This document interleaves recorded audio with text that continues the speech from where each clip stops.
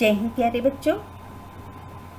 आपने कभी फिराक गोरखपुरी की अभी तक रुबाइयों का अध्ययन किया था। अब आपके पाठ्यक्रम में गज़ल भी हैं, तो आज हम उनकी गज़ल का अध्ययन करेंगे। नौरस गुंचे पंखुड़ियों की नाजुक गिरहें खोले हैं।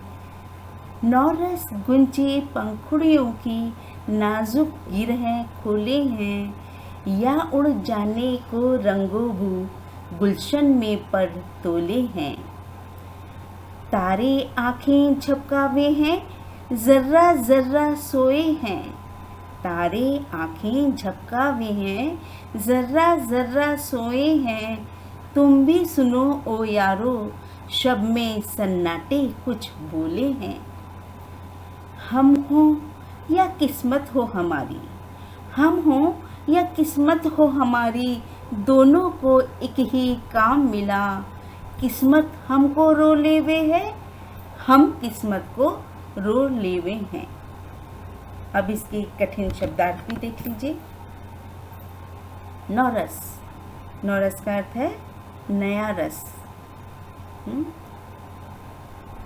गुंचे, गुंचे का अर्थ है कली।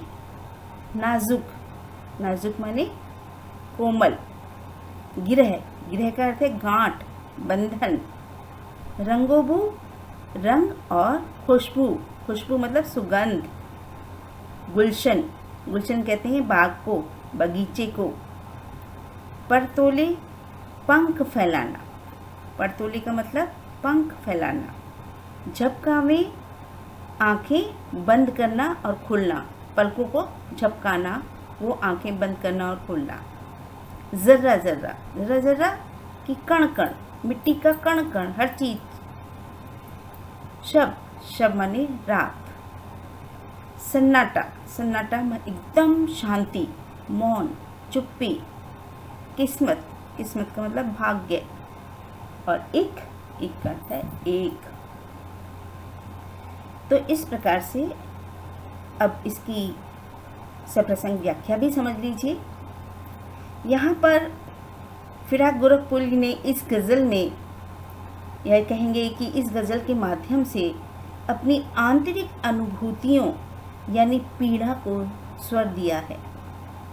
गज़ल के इस टुकड़े में वर्णित शेरों में उन्होंने प्राकृतिक वातावरण का वर्णन करते हुए उसके परिप्रेक्ष्य में अपनी दुखद मना स्थिति का भी वर्णन किया है।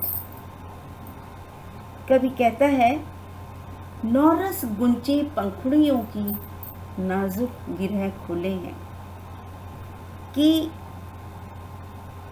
जो ये नए फूल हैं, नाजुक कलियां हैं, वो अपनी नाजुक नाजुक गिरह यानी कि गांठ खोलकर फूल के रूप में परिणत होना चाह रही हैं। कलियां फूल में परिवर्तित हो रही हैं। फूल इस तरह से अपनी कलियों की पंखुड़ियों को खोलते दिखाई पड़ रहे हैं कि मानो वे उड़ जाने के लिए पंख फैला रहे हों और बगीचे में उनका रंग और खुशबू फैल रहा हो। गुलशन में पर तोले हैं, गुलशन में उनकी पर उड़ रहे हैं, मानो अपनी खुशबू और रंग को बिखेरने के लिए। उनकी कहने का तात्पर्य यह है कि जो नए रसों से युक्त, क्योंकि फूलों में रस होता है, तो जो नए रसों से युक्त फूल हैं अब वो खिलना चाह रहे हैं। जो अब तक कलियां थीं वो खिलना चाह रही हैं। तो बंद कलियां जो हैं वो अपने खिल रही हैं, नाजुक कोमल गिरह खोल रही हैं, गांठें खोल रही हैं, अर्थात धीरे धीरे फूल खिल रहा है, कली फूल में परिवर्तित हो रही है। और वो ऐसा लग रहा है जैसे कि वो फूल खिलने पर पूरे गुलशन में, पूरे बगीचे में, पूरे बाग में उन फूलों की खुशबू, उन फूलों की सुगंध महक रही है। पूरे बगीचे में, पूरे बाग में फूलों की सुगंध, फूलों की खुशबू बिखर रही हो।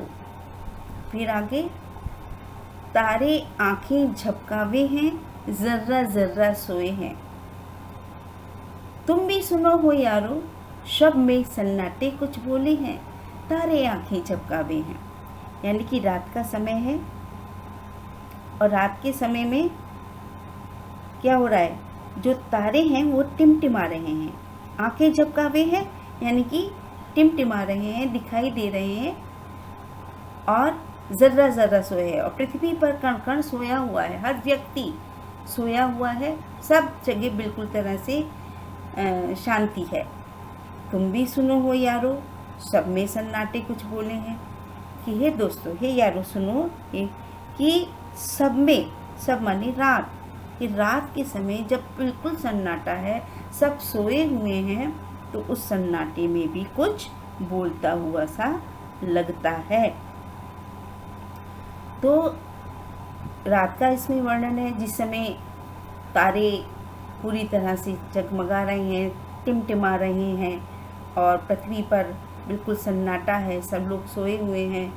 तो कभी को लगता है सन्नाटे में भी कुछ बोल रहा है। जैसे कि जब रात में नींद नहीं आ रही है तो कुछ ना कुछ दिखाई दे जाता है, सुनाई दे जाता है, और रात में फिर आदमी अपने दुख में अपनी बातों को याद करके अधिक परेशान हो उठता है। फिर आगे कभी कहता है, हम हो या किस्मत हो हमारी, दोनों ही को एक ही काम मिला। आगे कभी कह रहा है कि हम हो, वो बहुत दुखी है ऐसे वातावरण में, और कह रहा है उसका और उसकी किस्मत का, किस्मत मतलब भाग्य का, दोनों का एक ही काम, दोनों को एक ही काम मिला है। और किस काम की बात कर रहा है कभी, कि किस्मत हमको रो ले हुए है, हम किस्मत को रो ले हैं। कि या तो किस्मत हमको रो लेती है, किस्मत हम पर रो लेती है, या हम किस्मत पर रो लेते हैं। कहने का मतलब सबको, मेरे को और मेरे भाग्य को एक ही काम मिला है, वो है रोना। सबसे अपने दर्द को छिपाकर वह और उसका भाग्य दोनों एक दूसरे पर अफसोस जताते हुए रो रहे हैं। दोनों के लिए वो एक ही काम बता रहा है।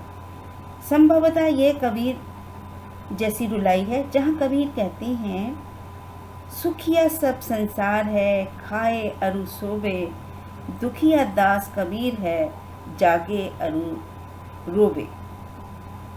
यह वही जागना और रोना है जिसमें अपने दुख में भी दूसरों की सुधि रहती है। यह दुख फिराक को कबीर से जोड़ता है। वस्तुतः यह अफसोस और रुलाई उस पीड़ा के आवेग से उत्पन्न हुई है जो सृजनात्मक है। काव्य सौंदर्य देख लीजिए। इसकी भाषा सहज उर्दू शब्दावली से युक्त तथा संप्रेषणीय है। गेयता की प्रवृत्ति भी शेर में है, अर्थात शेरों को बहुत सुंदर और मधुरता के साथ गाया जा सकता है। वीर श्रृंगार को महत्व मिला है, साथ ही समाज पर व्यंग्य भी है। जर्रा जर्रा में पुनरुक्ति प्रकाश अलंकार का सौंदर्य है। अर्थग्रहण संबंधित प्रश्न भी देख लीजिए। पहला प्रश्न, नवरस से क्या तात्पर्य है, कलियां क्या कर रही हैं। नवरस से तात्पर्य नवरस से है, अर्थात नवीन रसों से, नए रसों से। कवि मानता है कि कलियां नवीन रसों से आवृत होकर पंखुड़ियां खोल रही हैं, जिससे सुगंध चारों ओर फैल रही है। अगला प्रश्न, जर्रा जर्रा सोए है से कवि का क्या आशय है। उत्तर इस तरह हो सकता है, रात के समय जब तारे झपकियां ले रहे होते हैं, टिमटिमा रहे होते हैं, तब कण कण सोया पड़ा होता है, पृथ्वी पर सब कुछ सोया हुआ होता है। ऐसे में कवि का मानना है कि रात का सन्नाटा भी मानो कुछ कह रहा है। अगला प्रश्न, कवि अपना और अपनी किस्मत का एक ही काम क्या मानता है। इसका उत्तर इस तरह से दे सकते हैं, कभी तथा किस्मत दोनों गहरे अंधकार में डूबे हैं। कभी अपनी किस्मत को कोसता है तो किस्मत कभी को कोसती है। कभी का कहना है कि वह और उसकी किस्मत को एक ही काम मिला है, दोनों एक दूसरे पर रोते हैं और एक दूसरे को कोसते हैं। अगला प्रश्न, शब में सन्नाटा कैसे बोलता है? इसका उत्तर इस तरह से हो सकता है।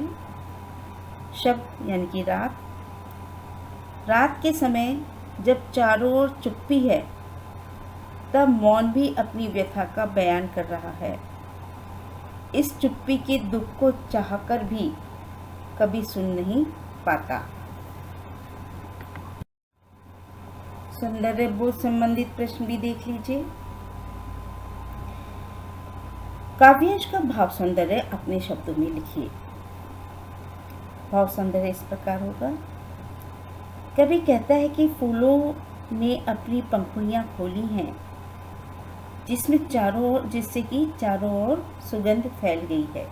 जब नया नया फूल खिला है वो अनेक रसों से, नए नए रसों से युक्त है और अपनी सुगंध चारों ओर वातावरण में फैला रहा है।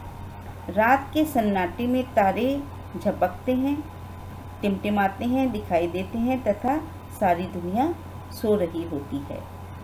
इस स्थिति में सन्नाटा भी जैसे कि कुछ कह रहा है। कभी अपनी तथा अपनी किस्मत के लिए एक ही काम निर्धारित मानता है।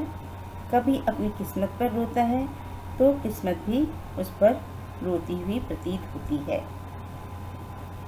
अगला प्रश्न, काव्यांश में प्रयुक्त उर्दू भाषा के शब्दों को छांटकर लिखिए।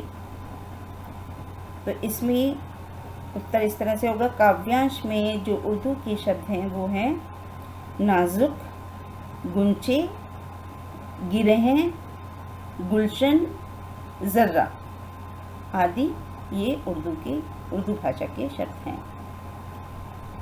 अगला प्रश्न, काव्यांश में प्रयुक्त रस कौन सा है? काव्यांश में वियोग श्रृंगार रस का प्रयोग किया गया है।